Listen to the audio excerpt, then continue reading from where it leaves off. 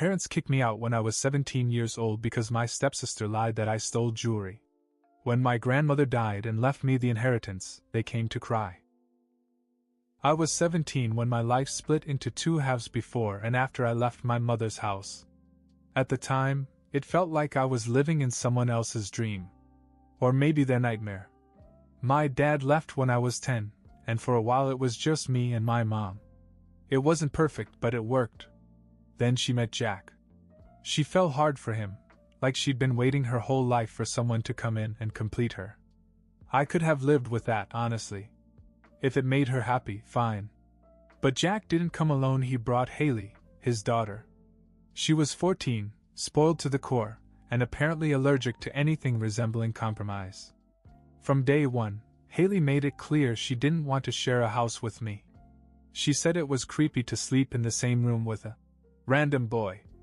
Never mind that I was the one who had to give up my space when they moved in. We lived in a small house, so I got stuck on a pull-out bed in the living room while Haley got the second bedroom.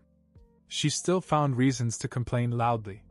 "She's just adjusting," my mom would say, brushing it off. Jack would chime in with something like, "Give her time, it's a big change." Meanwhile, I was losing sleep and patience. Every time Haley didn't get her way, there was some dramatic fallout, and somehow it always got pinned on me. The first big blow-up was over something stupid Haley claimed I'd been going through her stuff.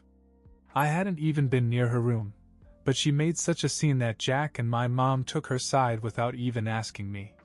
That's the way it always went. Jack had my mom wrapped around his finger, and Haley had Jack wrapped around hers. I was just there. I should have seen it coming when things finally boiled over, but I didn't. The night it all fell apart started out like any other.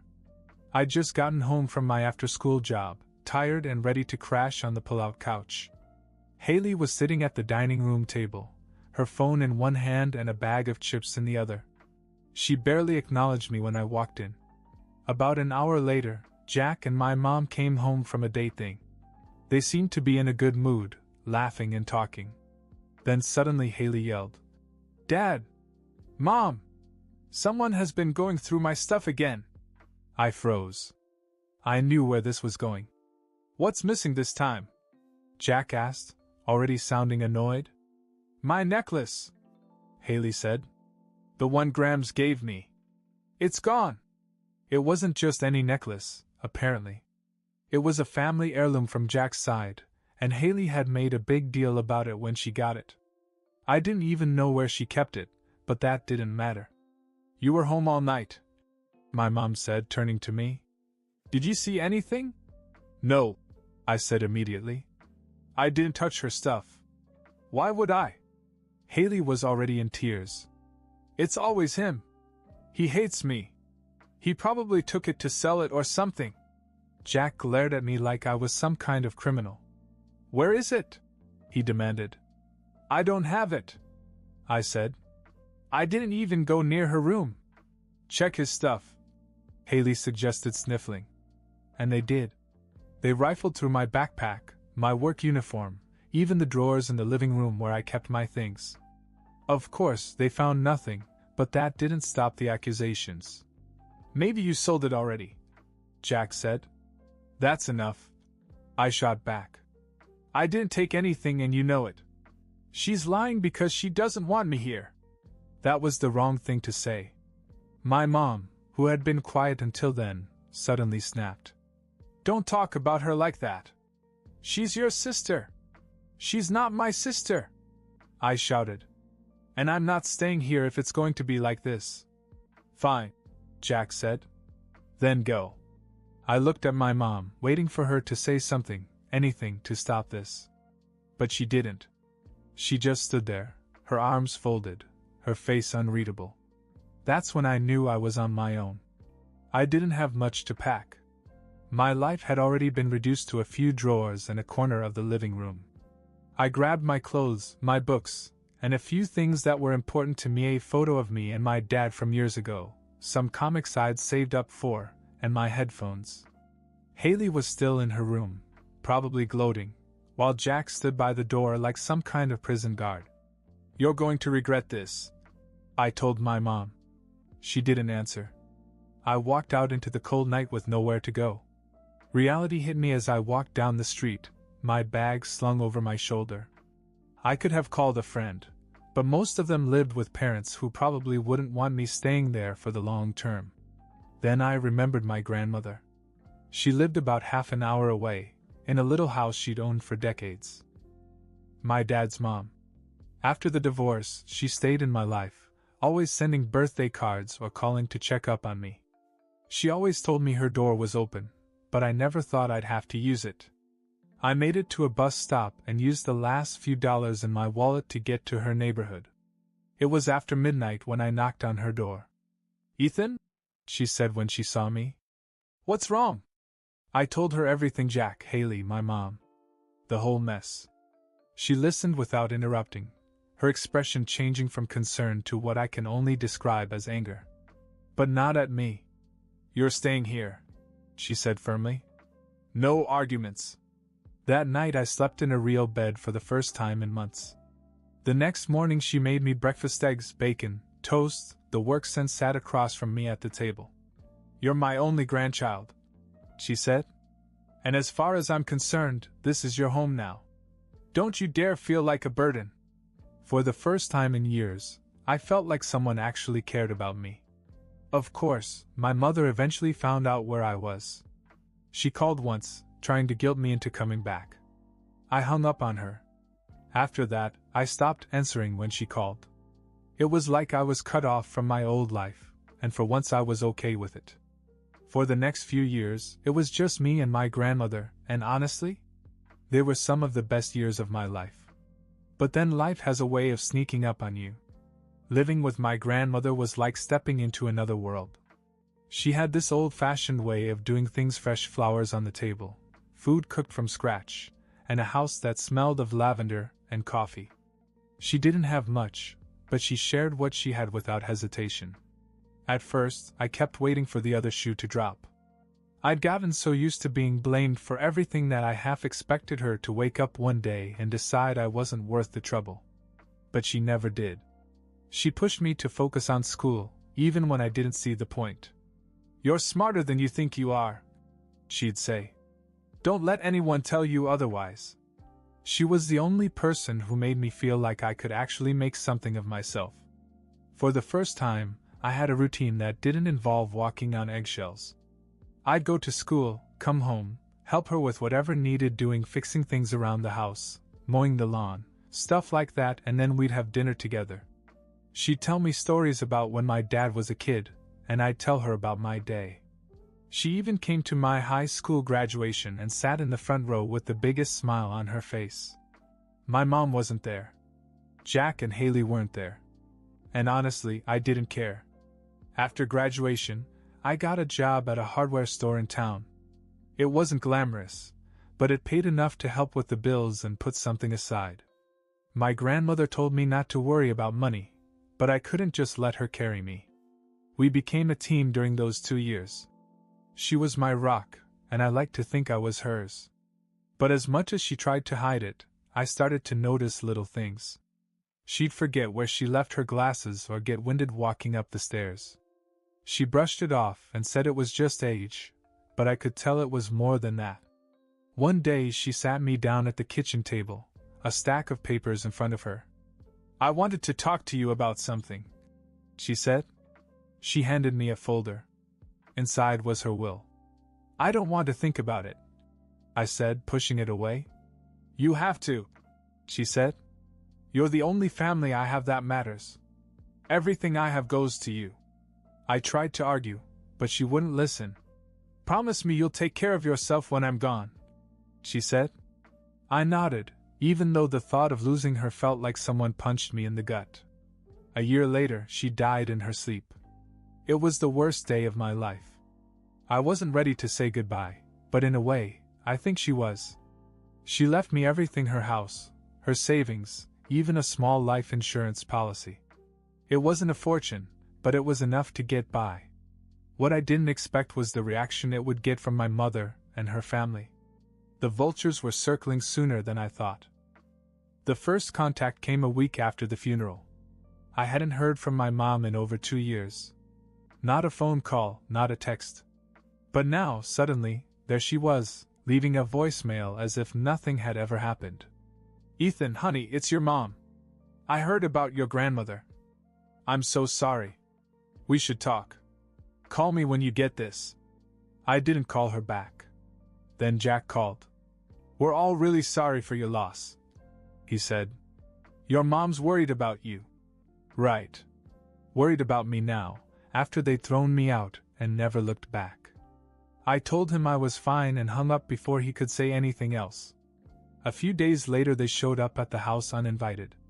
I came home from work to find my mom, Jack, and Haley standing on the porch like some kind of awkward family reunion. Ethan, my mom said in a soft voice. We need to talk. What do you want? I asked, crossing my arms. We've been thinking about everything, she said. How things ended. We made mistakes. I made mistakes. I shouldn't have let things get so bad. I stared at her, waiting for the punchline. Jack stepped in. Your grandmother left you a lot, didn't she? The house, the money. We know she wanted to take care of you, but maybe it's time for us to start over as a family. There it was. The real reason they were here. You've got to be kidding me, I said. Ethan, please, my mother said, tears in her eyes. We're sorry. Haley's sorry. We all are. We just want to make things right. Haley didn't say a word. She stood behind Jack and avoided my gaze. I couldn't tell if she was embarrassed or just bored. You kicked me out based on a lie, I said. You didn't even ask me what happened. You believed her because it was easier than believing me. And now you want to play happy family because you think there's something in it for you? It's not like that, my mother insisted. We love you. We miss you. You haven't missed me for the last 3 years. I shot back. Why now? My mom started to really cry, and Jack tried to put a hand on my shoulder. I stepped back. Don't, I said. Ethan, Jack said, his tone annoyingly calm. This isn't just about the money. We want to help you. You're young. You don't know how to do this on your own. I'm doing fine, I said. They kept at it for another 10 minutes, trying every angle they could think of: guilt, pity, even anger when they realized I wasn't moving. Finally, I told them to leave or I'd call the police. As they walked back to their car, my mother turned around one last time. Please think about it, Ethan. We're your family. But they weren't. Not anymore. What they didn't know was that my grandmother had left me a letter in her will. In it, she warned me about this very thing. Be careful who you trust, she'd written. Some people only come around when they want something.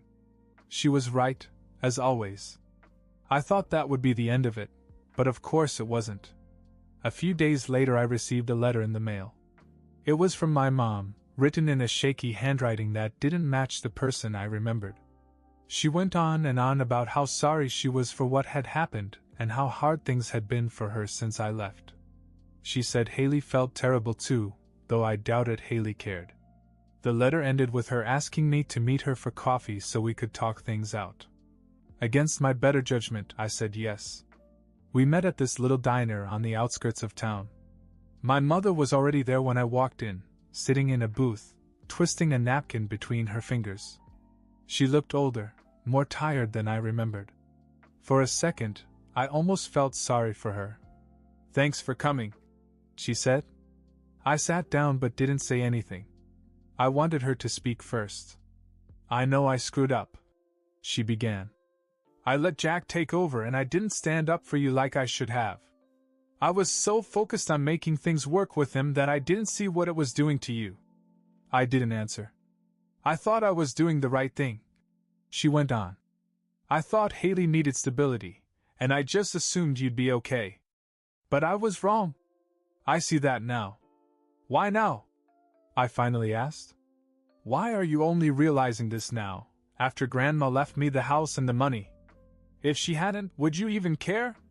She winced, but I wasn't going to sugarcoat it. I care because you're my son, she said. And because I can't go back and fix what I did, but I can try to do better now. Do you even realize what you put me through? I asked. You let them treat me like trash. You let Jack kick me out. And you stood there and didn't say a word. Do you know what that does to a person? Her eyes filled with tears. I was scared, Ethan.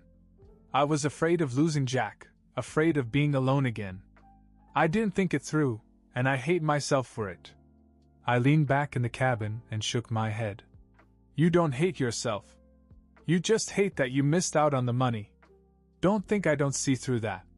That's not true, she said, but her voice cracked and I knew I'd hit a nerve. You want to make things right? I asked. Here's how, leave me alone. Let me live my life without you or Jack or Haley trying to crawl back in just because you want a piece of what Graham's left me. Her face fell and she started to cry again. I'm sorry, Ethan, she said between sobs. I really am.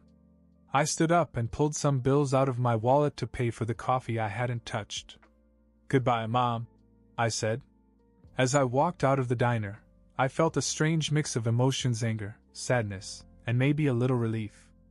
I'd finally said everything I needed to say, and for the first time, I didn't feel like I owed her anything. But just when I thought it was over, things took an unexpected turn. A week after that tense meeting at the diner, I received a letter in the mail. But this one wasn't from my mom, it was from a lawyer. At first I thought it was some kind of mistake. But when I read it, my stomach sank. The letter explained that my mother and Jack were contesting my grandmother's will. They claimed that she hadn't been of sound mind when she made it, and that the estate should be fairly distributed among family members. In other words, they wanted a piece of what wasn't theirs. I was furious. My grandmother had been sharp as a tack to the day she died, and I knew this was nothing more than a desperate grab for money. The idea of Jack and Haley profiting from the woman who had taken me in after kicking me out made my blood boil. I immediately called the lawyer who had handled my grandmother's estate. What are the chances they can actually win this? I asked. Not very much, she said. Your grandmother's will was properly drafted and witnessed. Their claims are weak, but we'll have to prepare for a fight. A fight was exactly what I didn't want. I just wanted to move on with my life, but it seemed that my mother and her family wouldn't let me. The next few weeks were a blur of legal meetings and paperwork. My grandmother's lawyer was confident we'd win, but the process was exhausting. Every time I thought about my mom sitting across from me in a courtroom, trying to tear apart the last thing my grandmother gave me, it made me sick. Then one day, Haley showed up at the house. I was outside mowing the lawn when I saw her car pull up. She got out and stood on the sidewalk, looking unsure of herself. I turned off the mower, but didn't move to greet her. What do you want? I asked. I need to talk to you, she said. I crossed my arms. About what? About how you're trying to steal from me now. She winced, but didn't walk away. I didn't mean to do it, she said. It was Dad's idea, and Mom went along with it because she's afraid of him. But I told them it was wrong. Congratulations, I said flatly. You grew a conscience. Too bad it's too late. She hesitated, then said, Ethan, I know you hate me. I probably deserve it. But I didn't lie about the necklace. That caught me off guard. What are you talking about? I didn't say you stole it, she insisted. I just told Dad I couldn't find it. He's the one who jumped to conclusions. I never thought they'd actually throw you out. Her words hit me like a ton of bricks. For years I'd blamed Haley for everything, and now she was telling me it hadn't happened the way I thought. Why are you telling me this now? I asked. Because I don't want to be a part of this anymore, she said. Dad's not going to stop, and Mom's too scared to stand up to him. But I don't want anything from you. I'm sorry, okay? I didn't know what to say. Part of me wanted to tell her to get lost, but another part of me couldn't ignore the fact that she was trying to make things right in her own way. I'll think about it, I finally said. She nodded, got back in her car, and drove away. That night, I sat down and read my grandmother's letter again. Be careful who you trust, she'd written. But what if some of the people I was so angry at weren't the real enemies after all? The court date came and I showed up ready for whatever my mother and Jack had planned. Their argument was predictable that my grandmother had been influenced by me and wasn't thinking clearly. But the evidence was solid. Her will had been carefully written, witnessed, and supported by her doctor's testimony that she'd been completely lucid. When I spoke, I kept it simple.